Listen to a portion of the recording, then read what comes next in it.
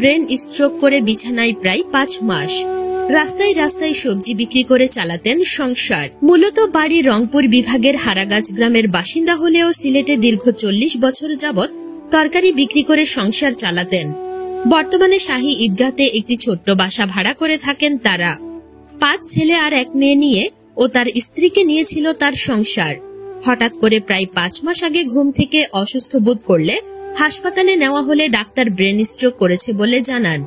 বাম পা ও বাম হাত দুটোই অকেজো হয়ে পড়ে তার। সন্তানাদিদের বিয়ে হয়ে যাওয়ায় তারাও তার পরিবার নিয়ে আলাদা বসবাস করে। অসুস্থ হয়ে যাওয়ার পর তাই স্ত্রী মর্জিনা বেগম হাসপাতালে ছুটোছুটি করেও করাতে পারেননি চিকিৎসা। গলায় ঘা হয়ে যাওয়ায় খেতে হলে টিউবের নলের মধ্য দিয়ে। বাসায় কাজ করে তাই স্ত্রী মর্জিনা বেগমের পরিবার চালানো দুষ্কর। আমি অনেক টাকা টুকে শেষ করছি, কিছু হয়নি। তোরা একটু আমাকে হেল্প করো, আমি নামাজ পড়ি, তোমাকে দোয়া করবো। এই মানুষটাও বেঁচে থাকতে চায়, হয়তো এই সুন্দর পৃথিবীটা আরো 2 দিন না হয় দেখতে চায়। আসলে সেই মানুষটার স্বপ্ন কি এখনই পূরণ হবে? না, স্বপ্ন পূরণ হওয়ার আগেই শেষ হয়ে যাবে। আমি আসলে জানি না।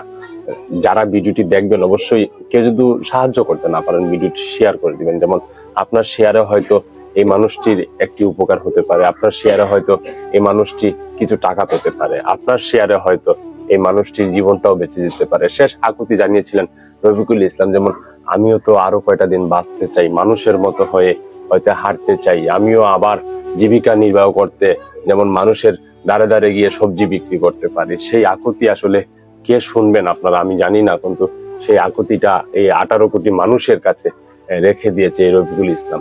তার জীবনের তার ছেলে সন্তান ছিল, থাকার পরেও হয়তো বিয়ে করে হয়তো আলাদা হয়ে গেছে। এখন যদি বলি তার ফ্যামিলিতে বড় ছেলে এবং কি বড় ছেলের বউ এবং কি এই রফিকুল ইসলামের ওয়াইফ ছাড়া আসলে কেউ নাই। চলুন আমরা সবাই মিলে একসাথে এগিয়ে আসি রফিকুল ইসলামের এই সময়ে, আমরা সবাই মিলে সাহায্য করি। অনেকে অনেক দিকে অনেক টাকা নষ্ট করেন, অনেকে অনেক জায়গায় গিয়ে খরচ করে ফেলেন। ওই জায়গা থেকে 10 টাকা 20 টাকা করে দিলে হয়তো রফিকুল ইসলামের জীবনটা বেঁচে যাবে। চিকিৎসার খরচ চালানো তাই অনেকটাই দুরূহ ব্যাপার হয়ে দাঁড়িয়েছে। সন্তানেরাও বাবার এই দুঃসময়ে পাশে নেই। তবে বড় ছেলে রিকশা চালক হওয়ায় তার নিজের পরিবারের খরচ ঠিকভাবে পরিচালনা করতে না পারায় করতে পারছেন না বাবার চিকিৎসা। স্ত্রী মর্জিনা বাসা বাড়িতে কাজ করে স্বামীর ওষুধের খরচ ঠিকঠাক চালাতে পারছেন না। অনেক সময় না খেয়ে স্বামীকে নিয়ে দিন পার করতে হচ্ছে মর্জিনার। রফিকুল ইসলামকে শুধুমাত্র আধা কেজি চাল এনে তা নলের মধ্য দিয়ে খাওয়ান মর্জিনা। বাসায় আরেকটি ছোট ছেলেকে নিয়ে অনেক সময় না খেয়ে থাকতে হয় তাদের। বড় ছেলের বউ তখন আমার শ্বশুর দীর্ঘ আজকে 5 মাস থেকে আমার শ্বশুর অসুস্থ। আমরা যা আপনার আসিল সবকিছু বিক্রি করিয়াও হইতেছে না। এখন জানি না কত টাকা লাগে, তো আপনারা যেও পারেন আমার শ্বশুরকে একটু সাহায্য হেল্প করবা। দেশে বিদেশে বড় ভাই বোন চাচি খালা যারাও আছেন একটু আমরা সাহায্য করবা। আপনারা লাগে আমরা দোয়া করবো, অতটুকু আপনারা কাছে যাই যেন আমার শ্বশুরটা সুস্থ হয়। আপনারা আমার শ্বশুরের লাগে দোয়া করবা, একটু হেল্প করবা। আপনারা লাগে আমরা দোয়া করবো।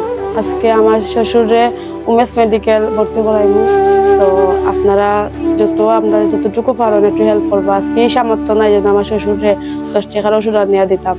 আমাদের বিকাশ নাম্বার 01745727485 01745727485 তো নাম্বারে আপনারা বিকাশে যে যতটুকু হেল্প করতে পারেন একটু করবা আমার শ্বশুরে। আমরা আপনারা লাগে নামাজ পড়ি, আমরা দোয়া করবো ইনশাআল্লাহ।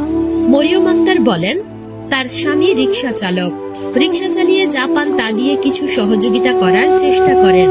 প্রতিবেশীরা বলেন তাদের ছেলে মেয়ে থেকেও নেই, তারা বাবা মায়ের খোঁজ খবর রাখে না। অনেক সময় তারাও সহযোগিতা করার চেষ্টা করেন তাদের। তাই বিত্তবানদের ও প্রবাসীদের কাছে দোয়া ও সাহায্যের হাত বাড়ানোর আবেদন করেন রফিকুল ইসলামের স্ত্রী মর্জিনা বেগম।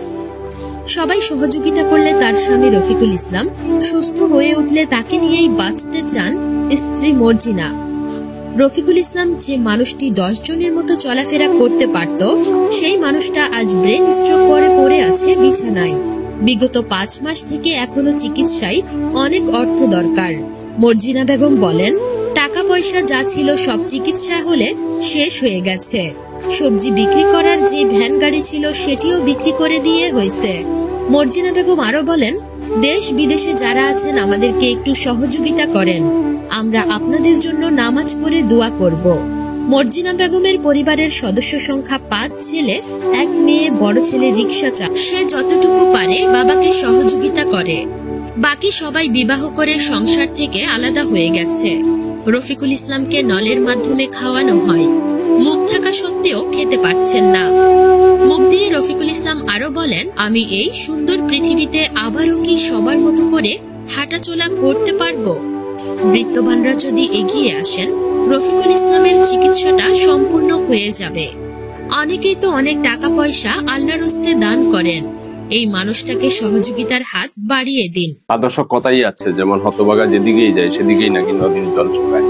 রফিকুল ইসলাম বিগত 5 মাস আগে কিন্তু একজন মানুষ যেমন কাঁচা সবজি বিক্রি করে আসলে জীবিকা নির্বাহ করতো, আজকে সেই মানুষটি বিছানায় পড়ে আছে। হয়তো যে বাহিরটায় গিয়ে আসলে টাকা ইনকাম করতো, হয়তো সেই বাহিরটাই হয়তো এখন দেখতে পারতেছে না। তার চিকিৎসা ব্যয়বহুল টাকা লাগে এবং কি ব্রেইন স্ট্রোকে 1 পা 1 হাত প্যারালাইসিসের মতো হয়ে গেছে। সবাই মিলে যদি আমরা একই সাথে এগিয়ে আসি, দেশ বিদেশে যারা আছেন, আমরা জানি যেমন প্রবাসীদের মন অনেক বড়, 3 মুঠ খাবার চাইছিলাম, আপনারা ঘর পর্যন্ত তুলে দিচ্ছেন। আজকে এই মানুষগুলোর দাবি হলো যেমন আপনারা কিছুটা সহযোগিতা করলে তারা আপনার জন্য নামাজ পড়ে দোয়া করবে। এবং কি এরকম রফিকুল ইসলামের মতো অনেক রফিকুল ইসলাম আছে আমাদের আনাচে খানাচে পড়ে আছে, হয়তো তাদের প্রতি কেউ খোঁজ নিচ্ছেন। আমরা সবাই মিলে একসাথে তাদের খোঁজ নেই এবং কি তাদের জীবন জীবিকা নিয়ে কিভাবে তাদেরকে হেল্প করা যায় সেই হেল্পটিও আমরা দেখবো।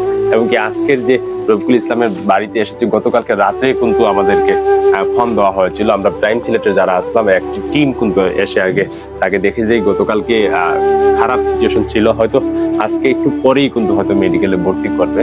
আর তাদের একটি বিকাশ নাম্বার দেওয়া আছে, যেমন আপনারা ভিডিওতে পাবেন, ডেসক্রিপশনে এবং কি ক্যাপশনে আপনারা পেয়ে যাবেন। কিন্তু আমাদের সাথে কেউ যোগাযোগ করবেন না, আমাদের সাথে কোনো টাকা পয়সার লেনদেন হবে না। আপনারা যদি টাকা দেন যাচাই বাছাই করে তাদের হাতেই টাকাগুলো দিবেন।